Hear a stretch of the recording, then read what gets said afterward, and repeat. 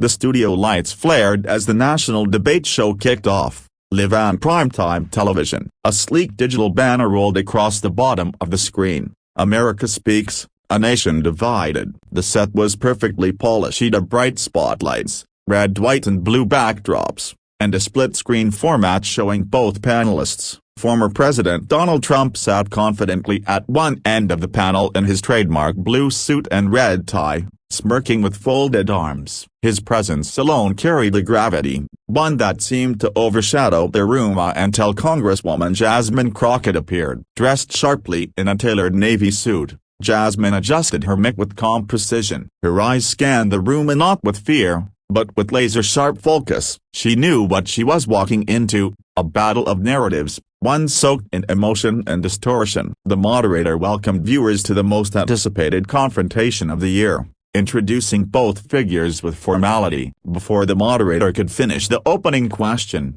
Trump leaned forward and took the mic with swagger. "Let me tell you something right now," he boomed. "The 2020 election was rigged. Everybody knows it. It was stolen. Plain and simple. Massive fraud. Millions of illegal votes. And the media covered it up." The crowd murmured a mix of cheers and gasps. The camera cut to Jasmine Crockett, who didn't flinch. She leaned forward slightly, her voice steady and unapologetic. "Mr. Trump," she said, locking eyes with him across the stage, "every single court, including many with your own appointees, rejected your baseless claims. You lost. Not because of some grand conspiracy. You lost because the American people were done with chaos." Trump tried to cut in, but she raised her voice just slightly, and not shouting, just asserting, "You're not a victim. You're not being silenced. You're just mad that the American people held you accountable." There was a sudden hush in the studio. Even the moderator stayed silent,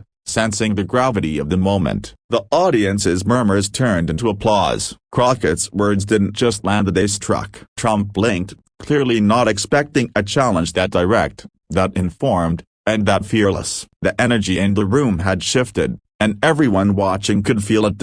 As the discussion moved into economic policy, Trump seized the chance to promote what he often called the greatest economy in the history of the world. He puffed up in his chair and leaned toward the mic. "Under my leadership, we had the best numbers. Historic. Black unemployment was the lowest it's ever been. I did more for Black Americans than any president maybe since Abraham Lincoln," he said with a self-satisfied grin, scanning the audience for applause.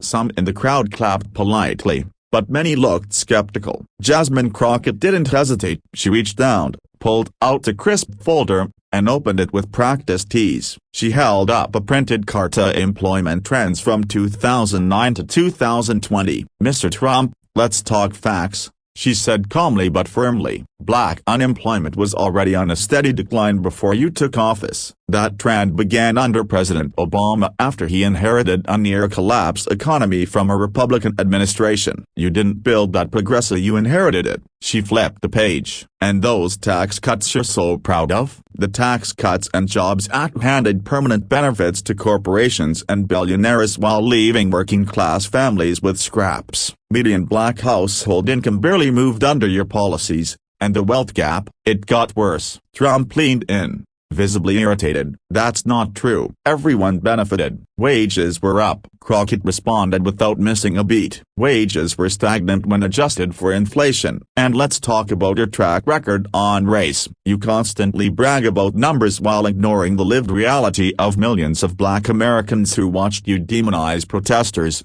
ignore police brutality, and embrace white nationalist rhetoric." The tension on stage was thick, but Crockett kept going, her tone sharp but measured. "Let's not forget the Central Park Five. You took out full-page ads calling for the death penalty, even after they were proven innocent. And what about calling majority Black nations a shithole countries, or telling 4 congresswomen of color to go back where they came from? That's your legacy." The audience erupted, some in shock, others in admiration. The moderator leaned forward, clearly unsure whether to intervene or let the moment ride. Crockett sat back in her chair, eyes fixed on Trump, who was now shifting uncomfortably, the smirk on his face replaced by something tighter, more defensive. It was no longer just a debate. It was a reckoning.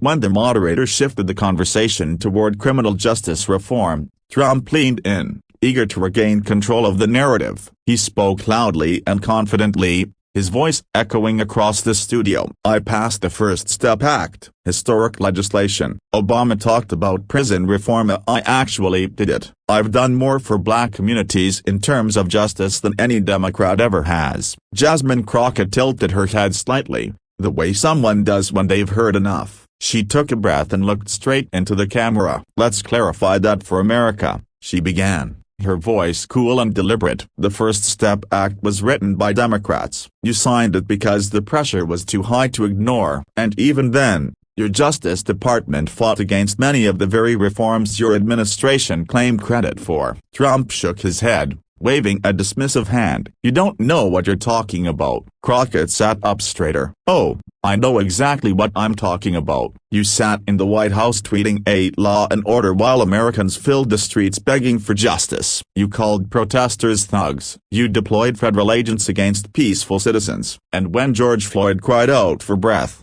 you hid in a bunker." Trump's mouth opened slightly, stunned into silence. She wasn't finished. "You like to talk about how you helped black Americans, but you never once addressed the real systems that create injustice. You pandered, you performed, but you didn't lead." The audience erupted, gasps, cheers, and applause all at once. The studio moderator tried to jump in, but the energy in the room overwhelmed everything. In real time, social media exploded. Clips of Crockett's rebuttal flooded Twitter, TikTok, and Instagram. People stitched her words into reaction videos, praising her clarity and courage. Memes poured in. Hashtags like #Crockett crushes Trump, #Justice served live, and #she said what we think began trending across the nation. Political commentators scrambled to respond. News channels aired the exchange on loop. Even celebrities began tweeting in support, calling Crockett a national treasure and a force of truth. While Trump shifted in his seat,